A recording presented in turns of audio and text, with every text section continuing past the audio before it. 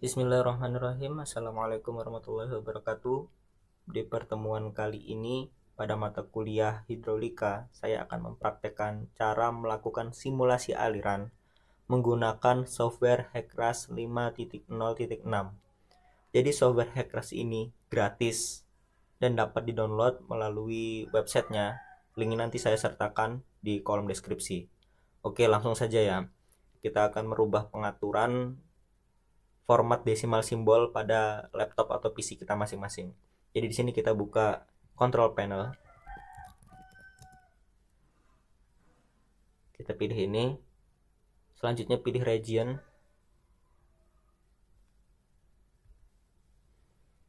Nah, kita pastikan format yang kita pakai itu English United States. Kita pilih ini. Selanjutnya additional settings. Pastikan lagi desimal simbolnya di sini menggunakan titik, bukan koma. Jika sudah, kita apply, kita oke. Oke. Ini kita tutup. Selanjutnya kita akan merubah pengaturan pada software HECRAS, yaitu di sini kita pilih options, kita pilih unit system, dan di sini kita pilih sistem internasional, metric system. Di sini kita pilih ini, dan yang bagian bawah kita centang ya, set as default for new project. Karena HECRAS dia menggunakan format titik untuk desimal simbolnya. Jadi jika kita menggunakan koma, maka softwarenya tidak dapat membaca data yang kita inputkan nanti. Kurang lebih seperti itu mekanismenya. Selanjutnya kita akan melakukan save new project. Di sini kita pilih file, kemudian new project, kemudian pilih folder di mana kita akan save apa yang akan kita kerjakan nanti. Di sini saya pilih di dokumen. Selanjutnya saya pilih create folder. Di sini saya beri nama foldernya nanti menjadi HECRAS. Oke, untuk titelnya misalkan di sini saya tulis simulasi aliran. Jika sudah, kita klik OK. Untuk nama terserah ya, bebas. Di sini kita pilih OK. Selanjutnya kita akan membuat suatu geometri tampang saluran dengan cara di sini kita pilih edit, kemudian geometric data. Kita di sini akan save terlebih dahulu ya, file, save geometry data. Dengan titel simulasi aliran. Kemudian OK. Sebelum kita memulai membuat geometri data, di sini saya akan menjelaskan konsep suatu saluran yang akan kita buat nantinya. Di sini saya menggunakan modul yang dibuat oleh Dr. Insinyur Istiarto MM, dosen UGM. Di sini dapat kita lihat suatu skema saluran sederhana, alurnya lurus dan bentuk tampangnya trapesium. Hulu dan hilir itu sama. Lebar tampang dasar salurannya yaitu 2 meter dengan ketinggian saluran yaitu 2 meter, sehingga kita memiliki perbandingan antara lebar dasar saluran dengan tinggi saluran yaitu 1:1. Bentuk tampang saluran pada hulu dan hilir itu sama, dimensinya pun sama. Yang membedakan hanyalah elevasi dasar salurannya. Di sini elevasi dasar saluran yaitu 0 meter, dan elevasi dasar saluran yang ada di hulu yaitu lebih tinggi 1 meter. Jarak antara saluran yang di hulu dengan yang di hilir yaitu sepanjang 1000 meter dan memiliki slope ya atau kemiringan sebesar 0,001, dan nilai N-Manning atau koefisien kekasaran dasar saluran yaitu sebesar 0,02. Oke, kita lanjut ke software HECRAS-nya. Di sini pertama-tama kita buat terlebih dahulu river ridge. Misalkan ini ya, saya pilih ini. Di sini saya klik sekali saja untuk mengawalinya. Oke, jadi ini terserah ya, arahnya mau miring boleh, vertikal juga boleh. asalkan arah garis yang kita buat itu merepresentasikan arah dari hulu ke hilir. Nah, gitu kurang lebih. Untuk mengakhirinya, double klik, jangan single klik ya. Kita double klik. Nah, di sini muncul river dan ridge. Nah, di sini kita beri nama, misalkan aja di sini sungai Tekno. Ridge-nya di sini kita beri nama Tekno. Kita klik OK. Maka sungainya sudah jadi ya. Di sini dari hulu ke hilir dengan asumsi panjang saluran yaitu 1000 meter. Selanjutnya kita buat cross section. Kita pilih options dan kita pilih add a new cross section. Untuk yang pertama ini kita membuat cross section di bagian hulu. Jadi untuk angkanya kita isi 1000. Karena jarak antara hulu dengan hilir itu 1000. Kita pilih OK. Untuk description-nya kita isi dengan hulu. Selanjutnya saya isi terlebih dahulu baru saya jelaskan.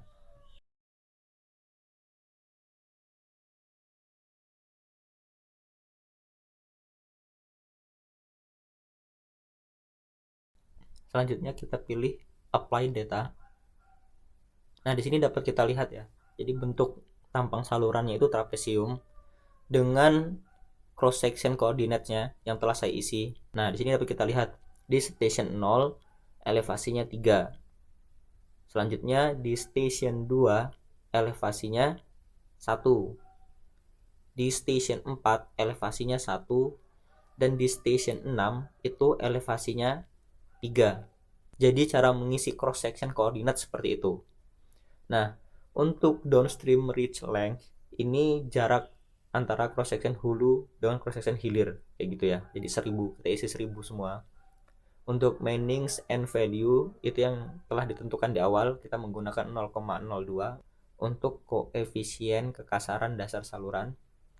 Selanjutnya untuk main channel bank stations ini saya isi 2 dan 4. Untuk apa? Ini untuk membatasi antara channel utama dengan bank station. Jadi di sini saya tentukan pada station 2 sampai station 4 ini adalah main channelnya. Jadi untuk bagian kanan ini bisa disebut dengan ROB atau right over bank, dan di bagian kiri dari titik merah di angka 2 ini bisa kita sebut dengan LOB atau left over bank kayak gitu. Selanjutnya untuk nilai construction dan expansion itu kita biarkan saja default ya. Jadi 0,1 dan 0,3. Selanjutnya kita apply data. Kemudian misalkan kita mau melihat nih tampilannya secara full screen, kita tinggal maximize saja ya. Dapat kita lihat seperti ini.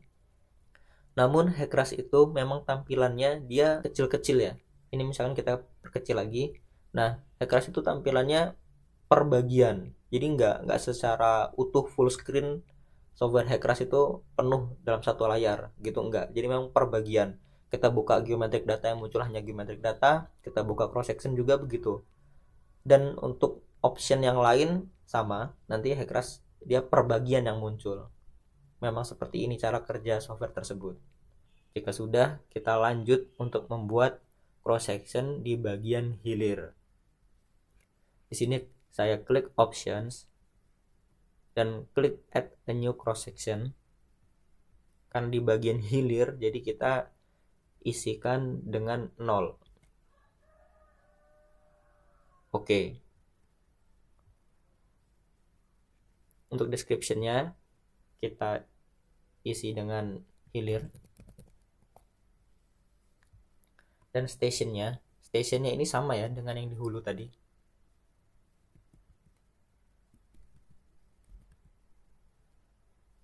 Nah, untuk elevationnya itu lebih rendah 1 meter. Jadi cross section di bagian hilir itu lebih rendah 1 meter daripada di bagian hulu. Jadi di sini saya tulis 2 untuk di station 0, dan selanjutnya ini saya isi dengan 0, 0, di sini 2. Jadi ini lebih rendah 1 meter dari yang di bagian hulu tadi. Di sini saya isi 0 dan 0. Di sini sama 2 dan 4.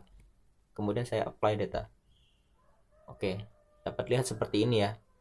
Jadi untuk penjelasannya sama dengan yang di hulu tadi, hanya saja yang saya bedakan ya, saya tekankan lagi itu di elevasi, karena kita memiliki beda elevasi antara hulu dengan hilir.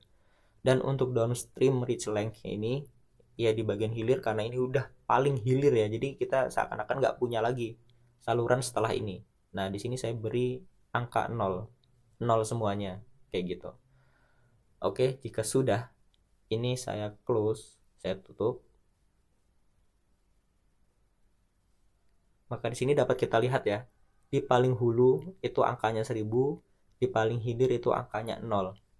Dan garis biru ini yang membentang dari hulu ke hilir ini seakan-akan jalur atau alur sungainya, kayak gitu ya. Dan ini arah panah ini merepresentasikan arah dari hulu ke hilir. Kita akan membuat beberapa cross section dengan interpolasi yang telah kita tentukan. Supaya apa? Supaya hasil simulasinya nanti dapat berjalan secara optimal dan dapat merepresentasikan kondisi yang sebenarnya di lapangan. Ditentukan bahwa kita akan membuat cross section lagi dengan interval per 20 meter antara cross section 0 dengan cross section 1000. Jadi kita akan membuat interpolasi cross section dengan cara di sini kita pilih tools. Selanjutnya kita pilih XS. XS ini bisa dibaca cross section gitu ya, interpolation. Nah ini saya pilih between two cross sections. Oke, sebelumnya ini saya close terlebih dahulu. Ini sungainya saya klik dulu ya. Oke, jika sungainya sudah diklik, baru kita pilih tools, kita pilih cross section. Selanjutnya kita pilih between two cross section.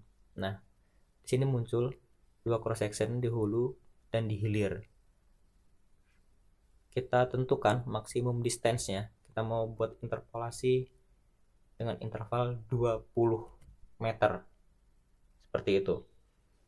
Selanjutnya kita pilih interpolate new cross section.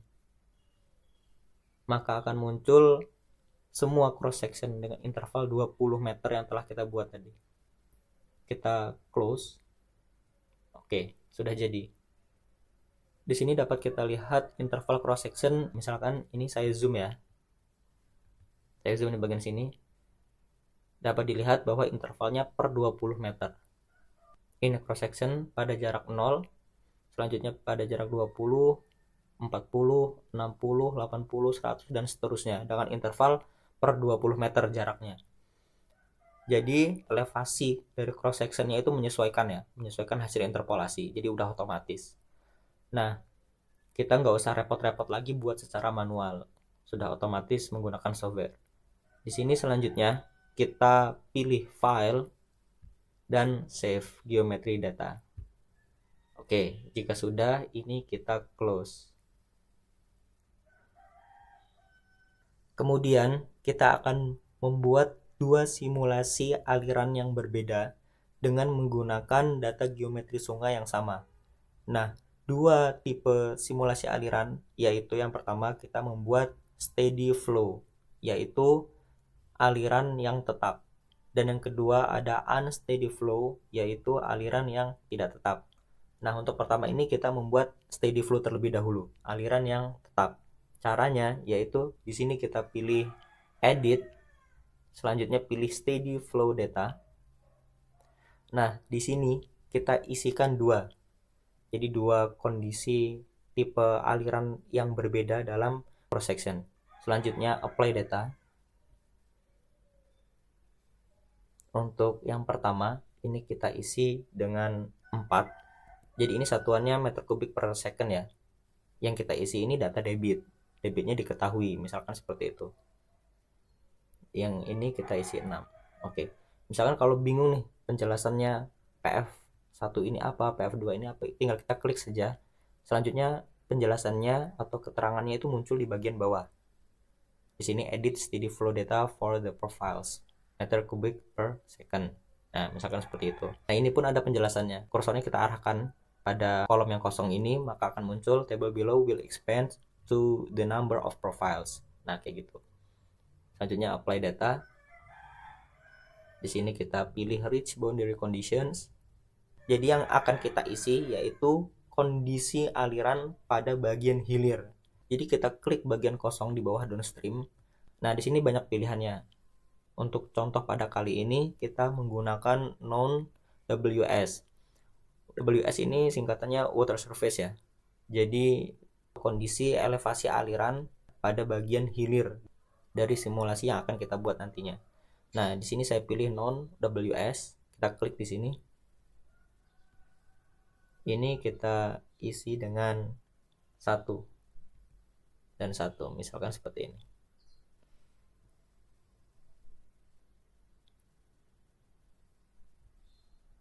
Selanjutnya kita pilih OK dan apply data. Oke, sudah jadi ya. Di sini kita save terlebih dahulu. Kita save flow data. Di folder yang sama kita beri nama simulasi aliran.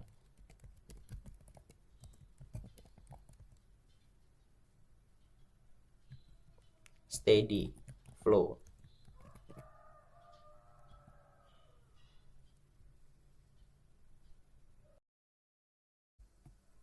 Kemudian kita akan melakukan processing data dengan cara kita pilih run. Selanjutnya steady flow analysis. Kemudian kita save terlebih dahulu dengan cara file, save plan, dan title-nya kita isi dengan simulasi aliran.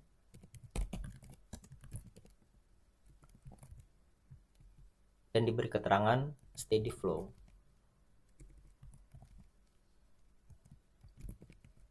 Jika sudah, kita pilih OK. Karena ini simulasi pertama kita isi angka 1 saja. Kita pilih OK. Kemudian untuk flow regime kita pilih subcritical karena front numbernya kurang dari 1. Jadi kalau untuk supercritical front number lebih dari 1, maka akan terbentuk aliran loncat air atau yang biasa kita sebut dengan hydraulic jump. Jadi di sini kita pilih subcritical. Kalau sudah, kita pilih compute.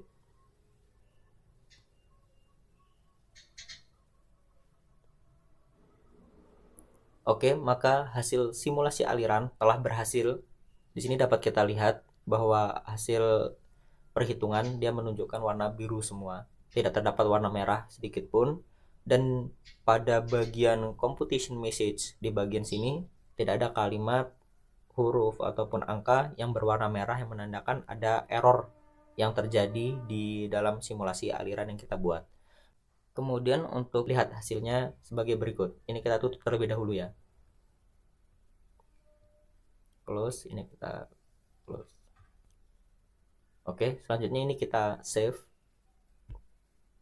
Jika sudah, kita klik view. Kemudian kita lihat kondisi cross sectionnya. Maka akan muncul seperti ini.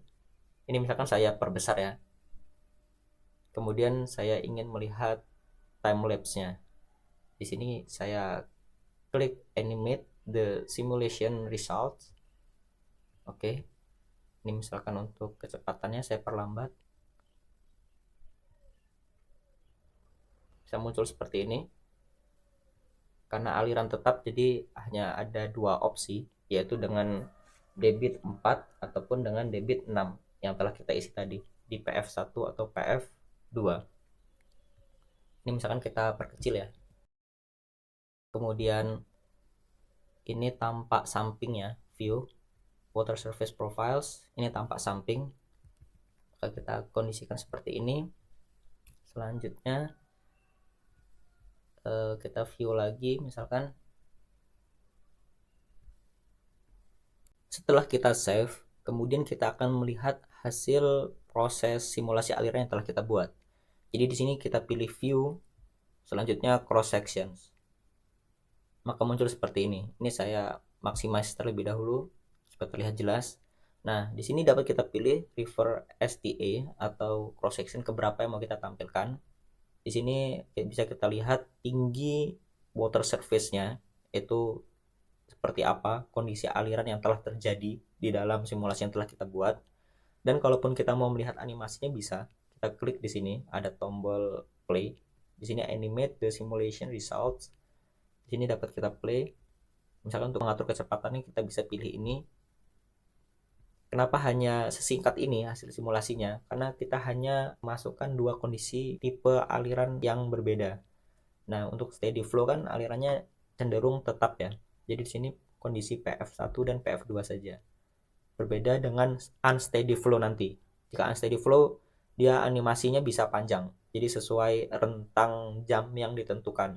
Karena per jamnya, per menitnya, atau per satuan waktu aliran itu akan berbeda jika unsteady flow. Seperti itu. Jadi untuk steady flow itu hasilnya cenderung lebih simpel. Hanya seperti ini.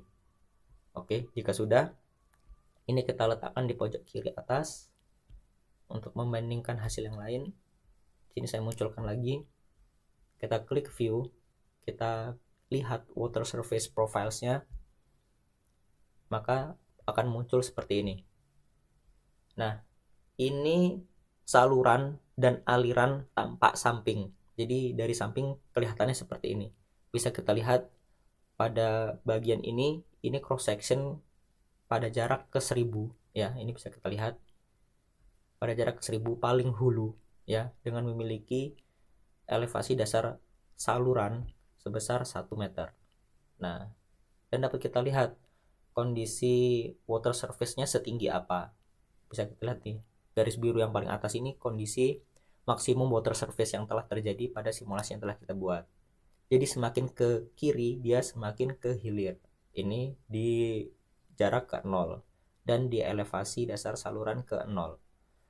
Lanjut untuk melihat option yang lain. Di sini kita minimize terlebih dahulu.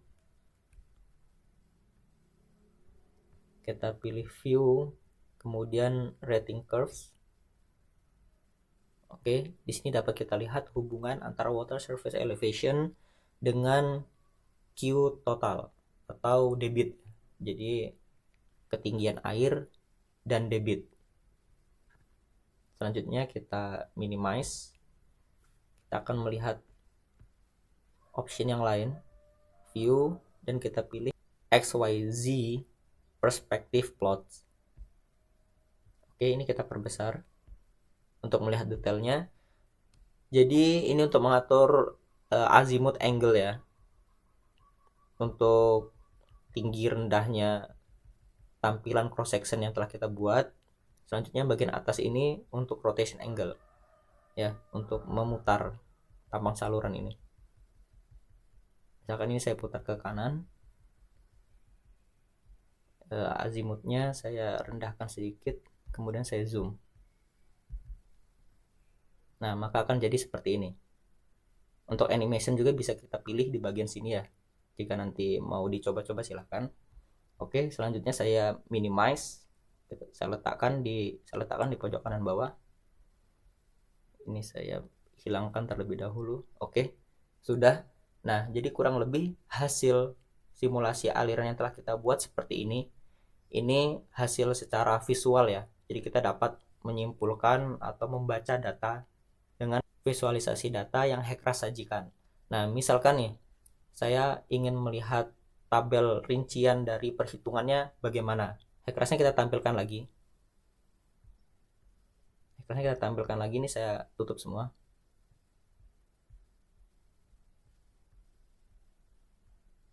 Di sini kita klik view, kemudian kita pilih detailed output tables. Nah, ini dapat kita lihat ya. Nanti dibaca-baca sendiri. Di sini kita dapat melihat rincian hasil perhitungan yang ada. Mulai dari debit, tinggi muka air, dan masih banyak lagi. Misalkan ini saya close. Selanjutnya saya akan perlihatkan yang lain. Di sini ada profile summary table. Ini hampir sama kayak tadi, tapi ini lebih rinci per cross section. Jadi ini ada river STA. Di sini kita mau lihat kondisi aliran pada cross section ke 1000, ke 980, 960 dan seterusnya sampai bawah. Jadi dari hulu ke hilir itu ada detail perhitungannya, bisa kita cek pada profile output table ini. Oke. Kurang lebih seperti itu. Untuk steady flow cukup sampai di sini. Selanjutnya saya akan membuat tutorial untuk membuat unsteady flow. Jadi simulasi aliran tidak tetap pada tutorial selanjutnya. Oke, terima kasih. Semoga bermanfaat dan dapat diperhatikan dengan baik. Assalamualaikum warahmatullahi wabarakatuh.